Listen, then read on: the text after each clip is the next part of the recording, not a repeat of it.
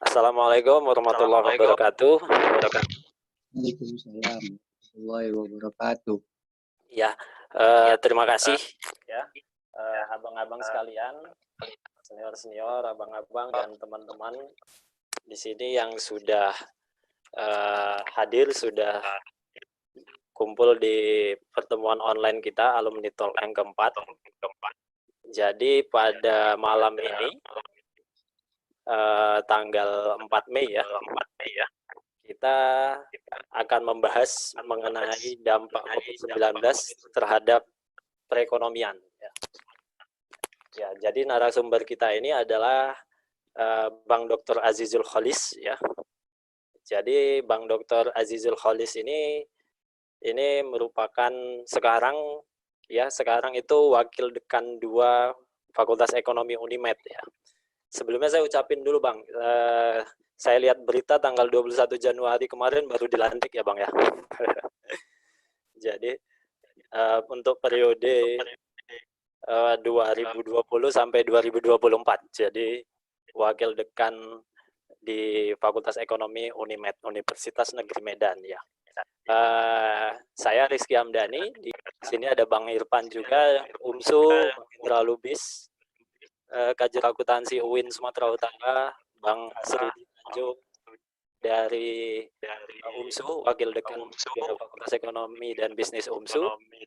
Ada juga di sini Muhammad Ikhlas ya dari Batam, Poltek Batam ya. Oke, saya lanjutkan untuk pengenalan narasumber kita ya. Sebelum memaparkan tema yang cukup up to date pada hari ini. Jadi Bang Azizul Kholis ini S1-nya itu di akuntansi UMSU ya. Akuntansi UMSU pada angkatan tahun 97. Kemudian S2-nya di Universitas Diponegoro, Undip, Semarang ya. Lalu S2-nya ada 2, satu lagi di Unimed Teknologi Pendidikan S2-nya. Lalu S3-nya akuntansi di Universitas Sumatera Utara, Medan ya. Oke, untuk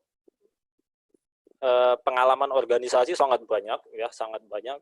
Di sini mulai mahasiswa dulu di IMM, anggota IMM tahun 94 sampai 96, dulu di UKM sepak bola UMSU ya. Ternyata Bang Azizul ini pemain sepak bola kan gitu ya.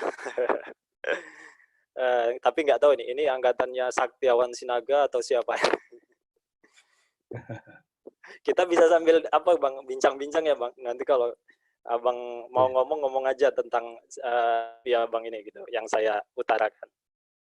Tapi pastinya Saktiawan Markus itu di bawah Abang jauh ya Bang ya? Saya bukan pemainnya, memang pengurus saja. Oh, pengurus saja, ya. UKM-nya ya. UKM. Oke, lalu koordinator bidang organisasi di Himpunan Mahasiswa Jurusan Akuntansi, UMSU tahun 96, Ketua Ikatan Keluarga Alumni Doktor Akuntansi USU, ya mulai tahun 2006 sampai dengan sekarang. Lalu di Litbang KONI, ya KONI Sumut, itu tahun 2014 sampai dengan 2016. Atau udah cukup aja lah itu. Oh ya, banyak banget ya Bang, banyak kali ya Bang. Saya kan nggak tahu bahwasanya untuk itu. Saya pikir untuk database. Oh gitu ya. Saya Oke Bang, sama oke. Pak U. Oh Dia ya. kerja nggak usah diumumkan lah. Oh siap, Udah pada siap. kenal semua nih anak orang-orang Medan ini.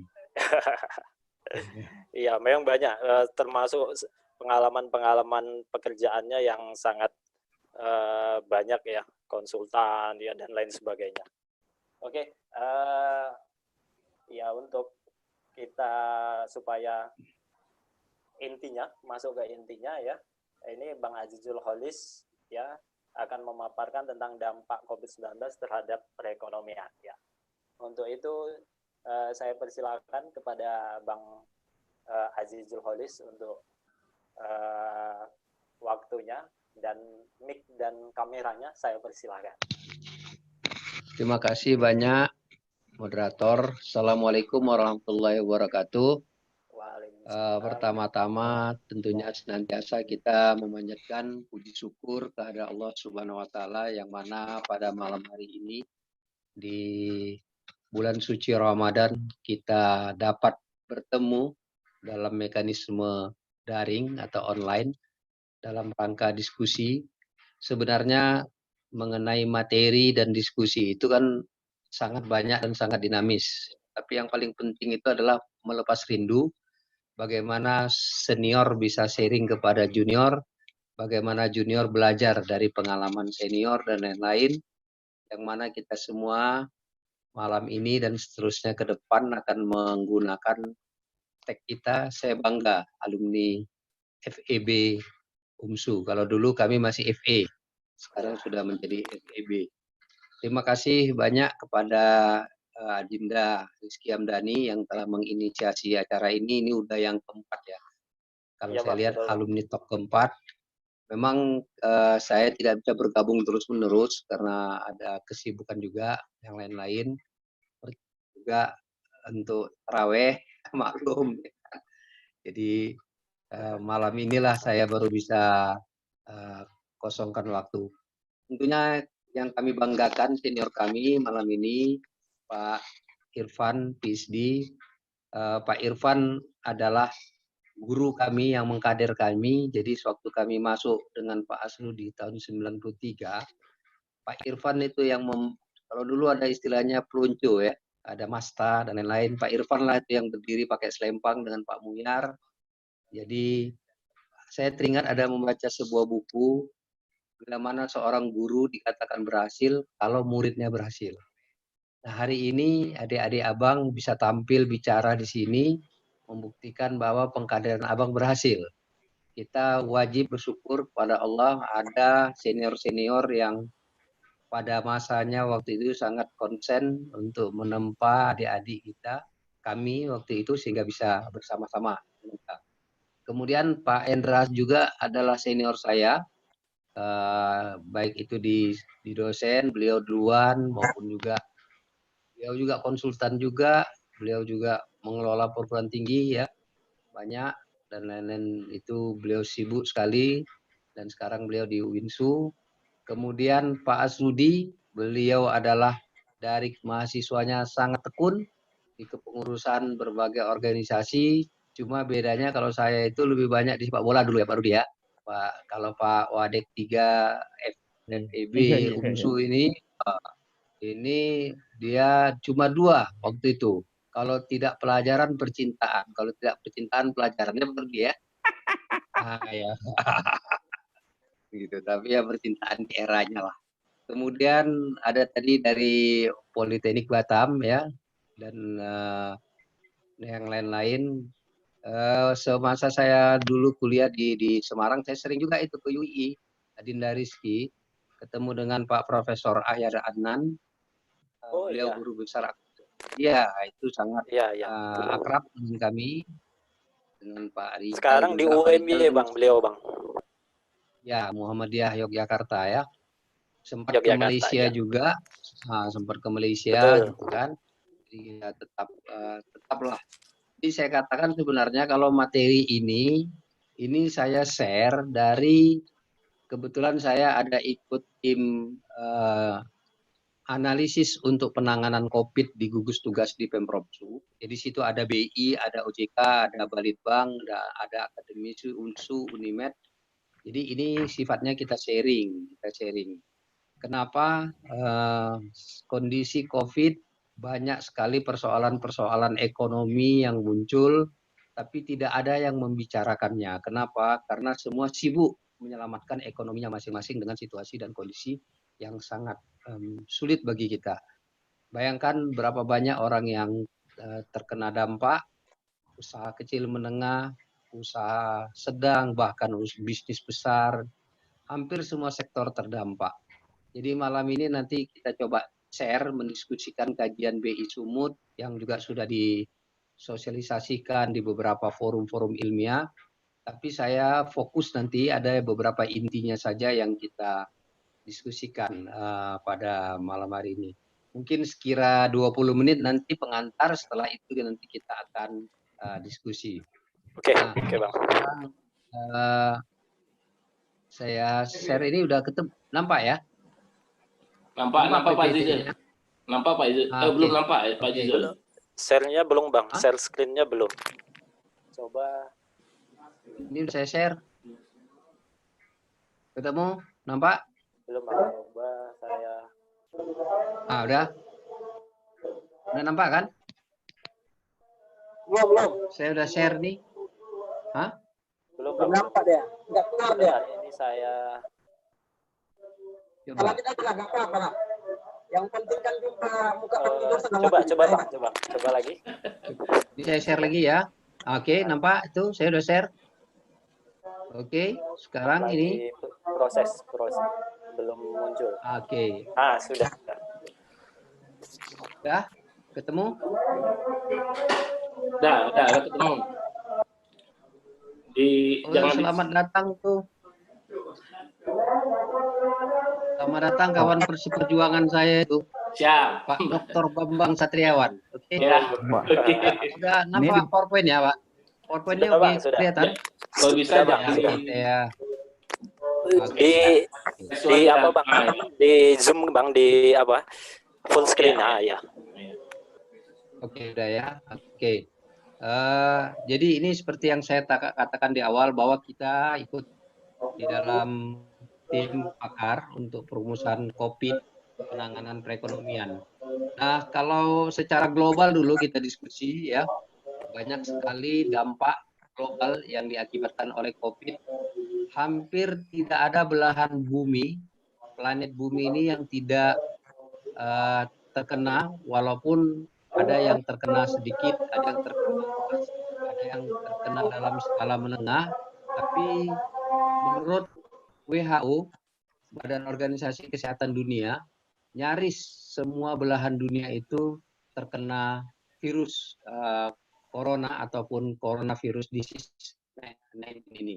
Nah, dampaknya adalah pada pertumbuhan ekonomi, kemudian pada proses manufacturing, pada ekspor, kemudian pada hasil fabrikasi yang berorientasi pada ekspor, dengan jumlah kasusnya dan jumlah kematiannya.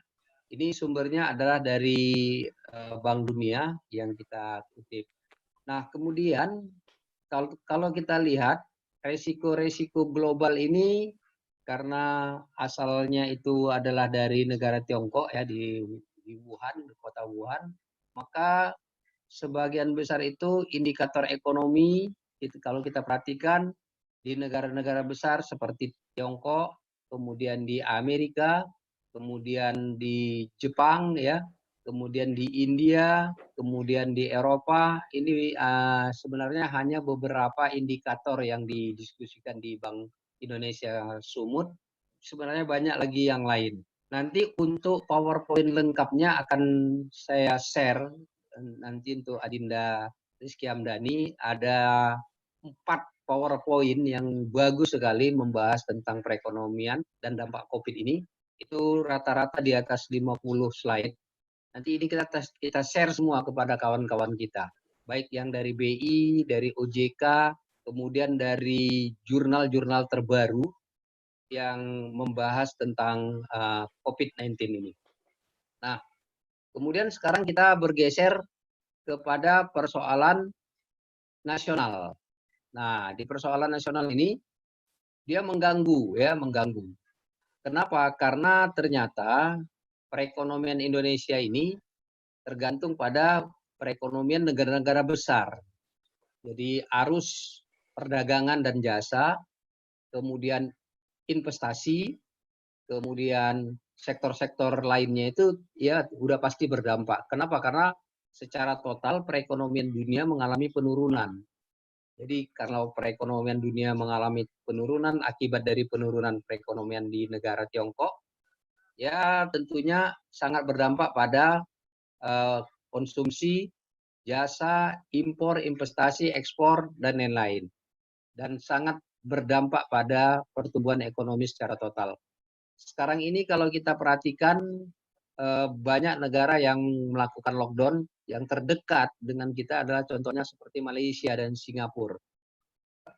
Pak Dr. Bambang yang tinggal di Batam tahu persis kalau Sabtu Minggu itu berapa banyak orang Singapura yang datang ke Batam, semuanya membawa uang, kemudian berapa banyak juga orang kita yang belanja ke Singapura terus singgah di Batam beberapa hari.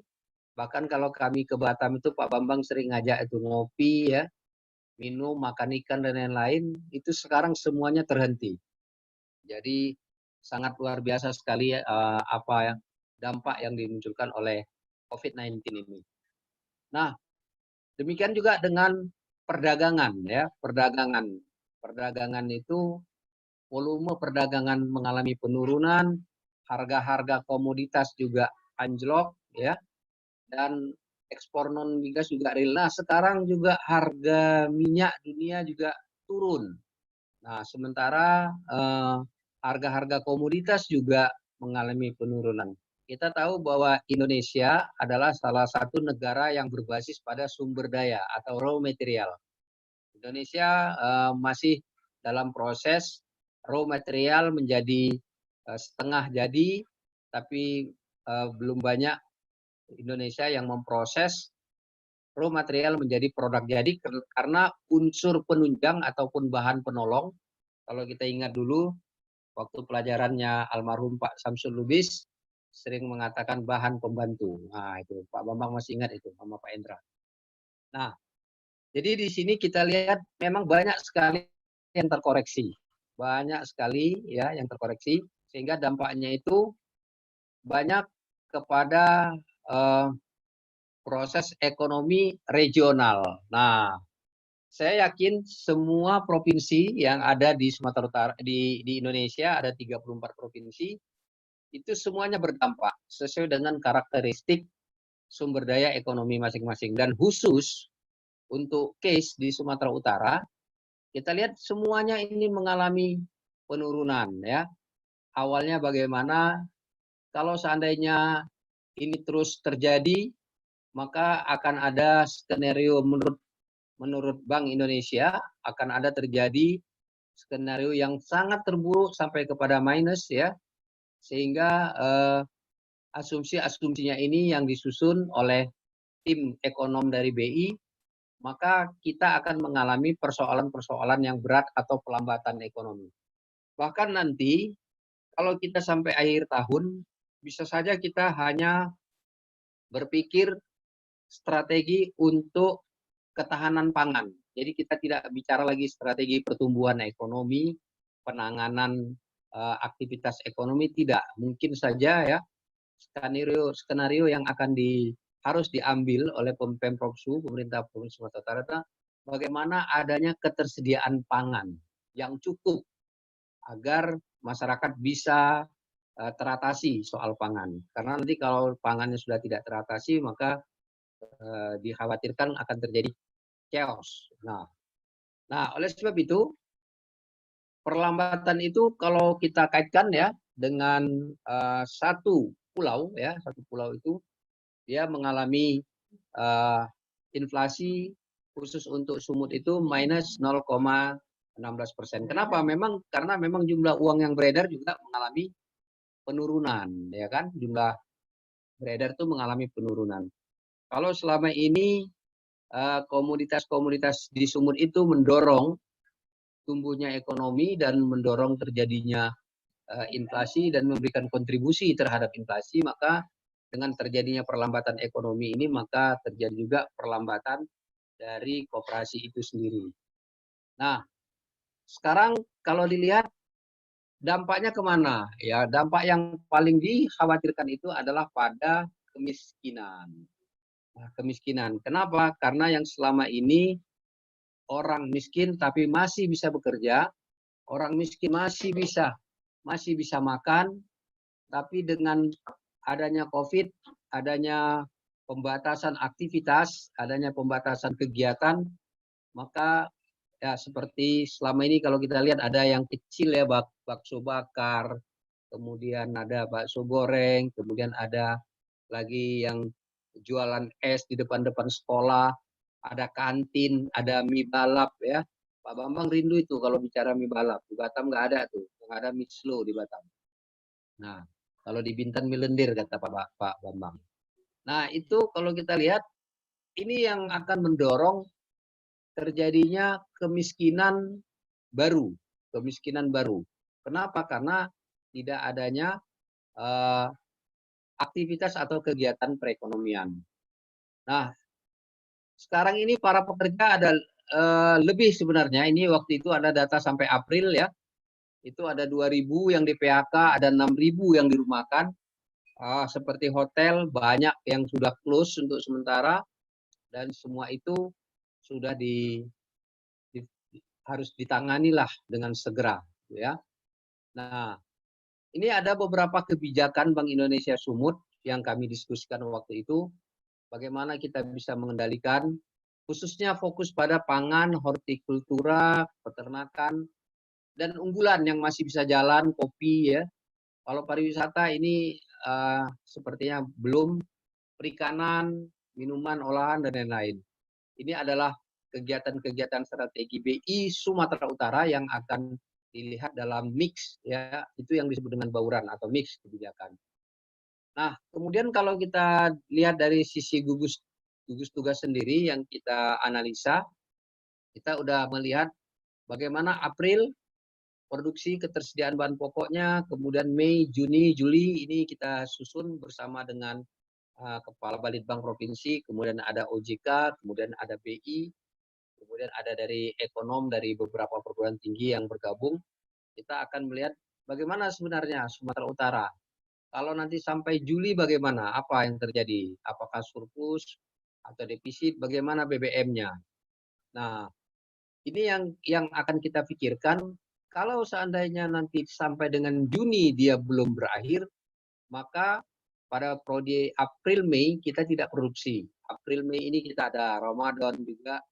Nah, Mei itu juga kita nanti masih ada Syawal. Juni kita mulai kebutuhan lagi tambah. Juli mungkin di Agustus kita sudah rawan, dan Presiden Jokowi sendiri sudah mengatakan untuk sembako ada beberapa provinsi yang diprediksi akan mengalami kerawanan, kekurangan. Ini sulit. Kenapa? Karena untuk mengupayakan produksi, lapangan tidak mendukung karena COVID. Ada beberapa kabupaten kota yang sudah melakukan PSBB. Kota Medan sendiri adalah cluster isolation. Kalau seandainya kita impor, Malaysia sendiri sebagai hub pelabuhan tutup. Singapura yang selama ini adalah sebagai pusat transit perdagangan berbagai komoditas untuk kawasan ASEAN juga tutup pelabuhannya.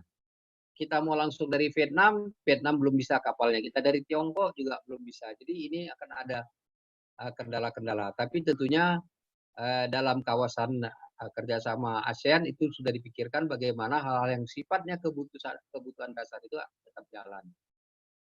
Nah, ini juga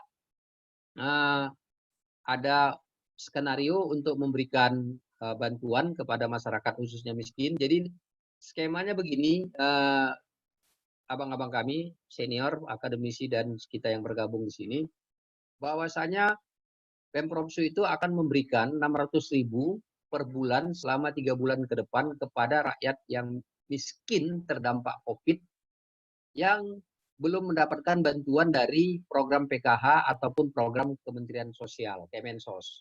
Jadi strategi ini yang disebut dengan refocusing. Jadi anggaran yang ada, kemudian semuanya itu dipangkas, di close, dan semuanya itu difokuskan pada satu kegiatan utama, yaitu penanganan COVID yang meliputi pertama adalah aspek medis atau kesehatan, yang kedua ada aspek ekonomi, yang ketiga adalah aspek sosial budaya, dan yang keempat adalah aspek keamanan dan pertahanan dan keamanan. Ini yang menjadi realokasi atau perubahan drastis, dan itu dimungkinkan karena Presiden sudah memungkinkan kepada Pemprov, Pemkab, Pemko untuk memfokuskan anggaran-anggaran itu digeser kepada penanganan COVID dengan terbitnya Perpres PP 21 tentang pembatasan sosial berskala besar, dan terbitnya Peraturan Menteri Keuangan dan Permendagri yang mengatur tentang penanganan gugus tugas COVID di seluruh Indonesia. Nah, ini kalau kita lihat bagaimana skenarionya, akan ada dampak terjadi perlambatan ekonomi, peningkatan pengangguran, naik jumlah pengangguran, penduduk miskin bertambah. Inilah yang harus segera kita tangani. Tetapi kita juga paham, membuka lapangan pekerjaan baru nggak mungkin.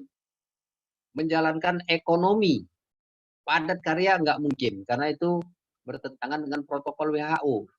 Jadi ada beberapa skenario-skenario yang akan dihadapi untuk aspek ekonomi yang dilakukan, sehingga setidaknya COVID untuk sumut ini pangan aman dulu, tidak menjadi satu masalah utama ataupun tidak menjadi satu kendala.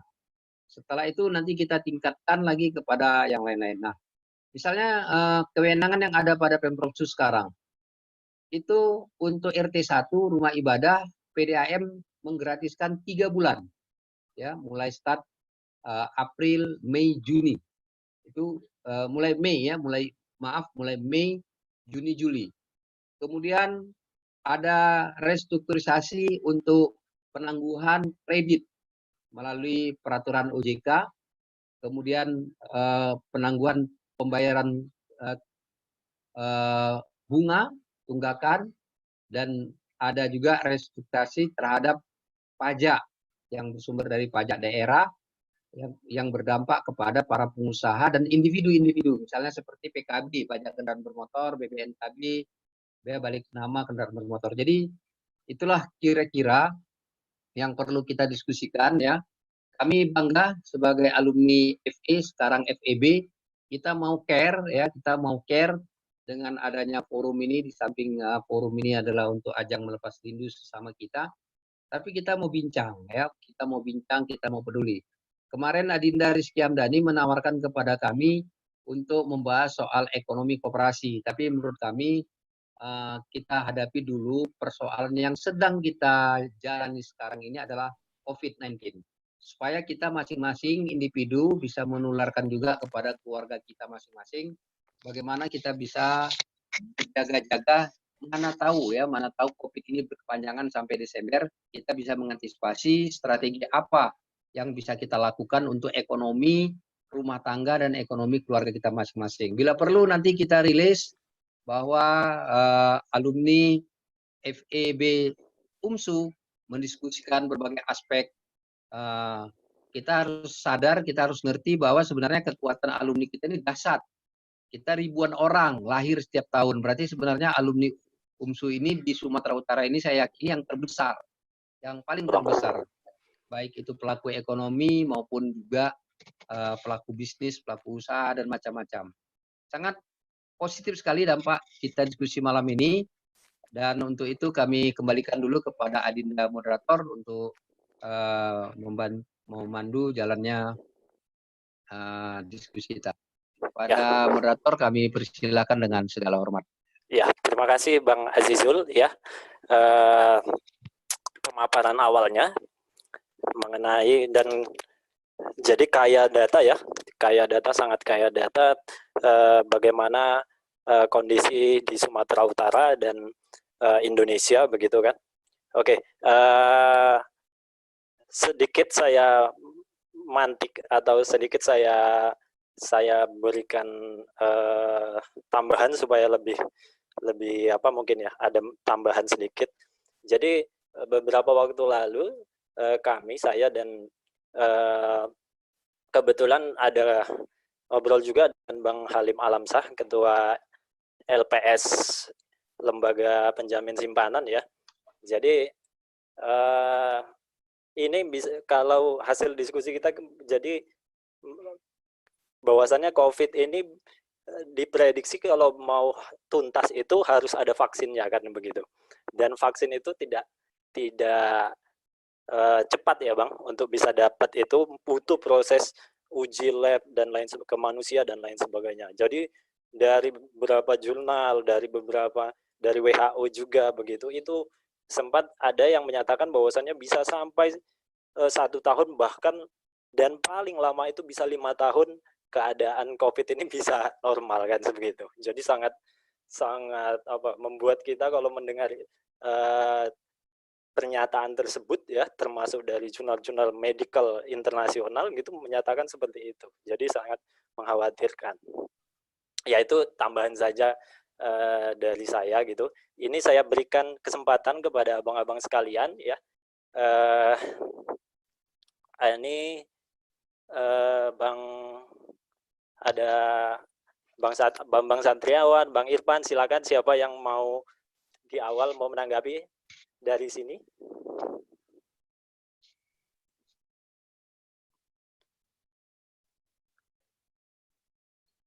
Bang Bambang mungkin ya, Bang Bambang Satriawan tadi sering sekali dimention oleh Bang Azizul ini di Batam. Gimana Bang Bambang? Mainkan. Di unmute ya Bang Bambang ya. Main kalau Mas. Ya. Jawab. Terima kasih Pak Azizul ya sebagai narasumber pada hari ini, dan saya kira itu diapresiasi khususnya bahwa fenomena ini adalah fenomena yang harus kita sikapi dengan bijak, dengan arif seperti itu ya. Dan juga Mas Rizky, terima kasih. Halo Mas Rizky. Ya Bang. Ya, oke. Nah, terima kasih ya. Kayaknya kita ketemu di line ya. Iya Bang. Metode daring ini seperti ini. Ya, yang pertama memang apa yang disampaikan oleh Pak Azizul dalam hal ini ya, itu kan kondisi yang ada di Sumatera Utara ya. Dan memang kalau kita berbicara Sumatera Utara sangat luas sekali, beda dengan kita di Provinsi Kepulauan Riau, khususnya di Kota Batam yang memang betul sangat berdampak sekali. Dan sampai hari ini hampir sekitar 200-an perusahaan yang sudah tutup ya, khususnya di sektor pariwisata. Memang sangat-sangat memberikan dampak yang positif dan negatif juga berkaitan masalah perusahaan, dan hampir 3.000-an tenaga kerja yang sudah dirumahkan gitu. Dan juga ada kriterianya itu. Apa yang disampaikan oleh Pak Azizul ini memang perlu kita cermati, khususnya di Kota Batam tidak jauh berbeda ya. Karena penerapan PSBB itu masih diusulkan di provinsi, dan provinsi nanti mungkin itu ke Menteri Kesehatan. Yang mau kita lihat dalam hal ini adalah bagaimana ini koordinasi antara pusat dengan daerah gitu. Artinya prediksi-prediksi itu memang bisa untuk kita jadikan sebagai landasan. Tetapi kita lihat dari aspek regulasinya Pak Azizul ini. Artinya regulasi kita pada saat ini kan bahwa daerah itu diberikan sebuah sebuah tantangan yang luar biasa gitu, berkaitan dengan regulasi-regulasi yang dikeluarkan oleh pusat, sehingga ini memberikan sebuah dampak yang lebih besar lagi. Kondisi itu terjadi di daerah. Harusnya kan regulasi ini dulu yang harus disatukan visinya. Kalau tidak, saya kira prediksi kita nanti betul kata Mas Rizky tadi, mungkin sampai 5 tahun, 10 tahun itu tetap ada gitu. Tapi kita bagaimana mengantisipasinya kalau memang regulasi itu tidak satu napas itu. Banyak regulasi-regulasi yang dikeluarkan di kementerian itu kan tidak sinkron itu. Ini yang perlu kita diskusikan, karena nanti ini berdampak multiplier apa yang disampaikan oleh Pak Azizul tadi. Itu kan pendekatan finansial yang dibuat ya, pendekatan secara makro dan mikro, tapi dari aspek kebijakan publiknya yang perlu juga sedikit kita singgung, sehingga ini bisa memberikan kepada kita bahwa analisisnya bisa lebih komprehensif. Saya kira itu dari saya untuk sementara Mas Rizky, Pak Azizul, terima kasih. Ya, terima kasih Bang Bambang Satriawan. Ya, ini saya langsung berikan kepada Bang Azizul ya. Ambil topi itu. Silakan Bang Azizul Ya. menanggapi dari Bang. Oh, langsung ya. Langsung ya. Iya. Ya, Bang. Oke. Jadi yang pertama saya ingin katakan bahwa semua provinsi sekarang ini ya mengalami kesulitan lah ya, kita sepakat kita mengalami kesulitan secara ekonomi karena memang aktivitas ekonomi kita sekarang ini terhenti. Ekonomi dalam terhenti, memang ada sektor-sektor tertentu yang masih jalan. Nah, hanya saja Indonesia tidak mengenal istilah lockdown. Itu tadi yang dikatakan Pak Bambang. ada banyak pendapat di media yang saya baca kalau kita kemarin itu lockdown total, misalnya begitu ditemukan kasus pertama semua penerbangan close total gitu, mungkin berbeda. Ya, mungkin berbeda karena contoh seperti Vietnam itu dia 0 kematian. Jadi begitu dia temukan satu kasus positif corona, dia langsung menutup semua penerbangan internasional dan melakukan lockdown total selama sebulan penuh di bulan Maret, kemudian disambung ke bulan April dan rakyat dikasih beras, ya kan? Dan sekarang Vietnam datanya itu hanya 19 satu negara dan 0 kematian. Nah, tapi masalahnya kan dikatakan Pak Bambang, Indonesia negara kepulauan. Indonesia negara besar. Indonesia negara yang punya kewenangan pemerintah provinsi, pemerintah pusat, pemerintah kabupaten kota. Di dalam negara kita yang ada adalah undang-undang karantina, yang dikenal undang-undang karantina. Tidak ada lockdown. Tapi kalau undang-undang karantina diterapkan, konsekuensinya adalah semua yang ada di kawasan negara Kesatuan Republik Indonesia menjadi tanggungan negara. Dan mungkin itu tidak mungkin dilakukan karena kemampuan keuangan kita. Nah, sebagai solutif awal, pemerintah kita menerbitkan peraturan pemerintah nomor 21 tahun 2020 dan diatur pelaksanaannya dalam peraturan Menteri Kesehatan nomor 9 tahun 2020 tentang pembatasan sosial berskala besar yang disebut dengan PSBB. Tapi kembali lagi ke Pak Bambang, sudah peraturannya banyak, lebih banyak peraturan daripada yang patuh. Nah, contoh peraturan yang ada di dalam Perwal Kota Medan tentang cluster isolation itu udah jelas dinyatakan ya, Bambang. Kalau kita keluar rumah tanpa masker, KTP kita ditahan. Itu yang dilakukan oleh Pak PLT Wali Kota Medan. Tapi kenyataannya saya tadi di jalan saya menemukan banyak titik kemacetan. Bahkan macet biasa Pak Bambang.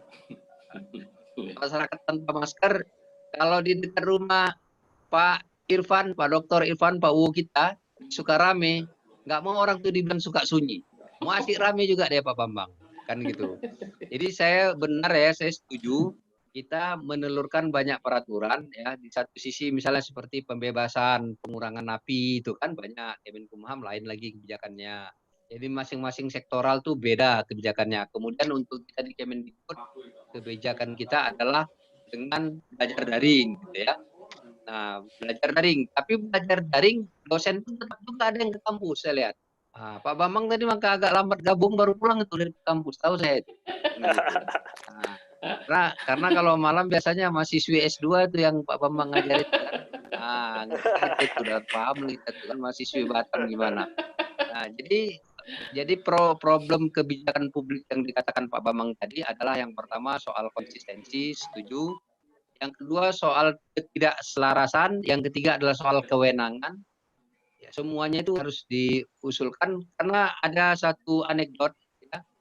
Pesawat udah mau jatuh, Indonesia pun masih harus membentuk panitia. Nah, ini tidak diatur payung hukum, ini tidak diatur regulasi, nggak bisa dilaksanakan. Itulah negara kita. Ya nggak apa-apa, mau nggak mau ya kita harus terima, inilah negara kita. NKRI kita cinta negara kita, kebangsaan kita, nasionalisme kita junjung tinggi. Tapi setidaknya kita yang paham, kita yang mengerti, kitalah yang menjadi contoh, kitalah yang menjadi penghimbau kepada minimal dari keluarga kita dulu, lingkungan kita ya, itu kita berikan contoh. Nah, kemudian yang paling terakhir itu adalah penegakan hukumnya, penertibannya, ketegasannya, reward dan punishment-nya. Itu udah jelas di dalam Perwal Kota Medan, masyarakat yang keluar rumah wajib pakai masker, yang tidak pakai masker KTP-nya ditahan dan didenda 200.000.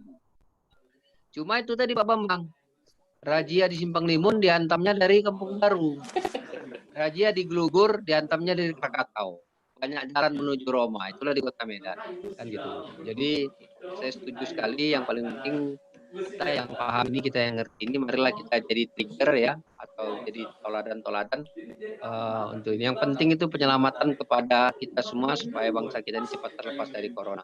Kalau mengenai prediksi kesehatannya saya kurang paham itu, Adinda Rizky Hamdani, Ya, Bang. apakah setahun 2 tahun, bagaimana itu sudah ditemukan atau tidak. Bahkan kita sekarang ini setiap hari semakin bingung. Kita nggak tahu lagi mana informasi yang benar, mana yang tidak, mana yang hoax, mana yang tidak. Dikatakan di dalam beberapa WA, India lah yang akan menemukan virus. Dikatakan Donald Trump sudah meluncing virus, ya kan? Jadi kita nggak tahu yang mana. Ya kita hanya mampu bagaimana kita bisa bertahan dalam kondisi COVID ini. Banyak berdoa mumpung bulan Ramadan supaya ini cepat berakhir. Saya kira itu dulu, Adinda, untuk merespon.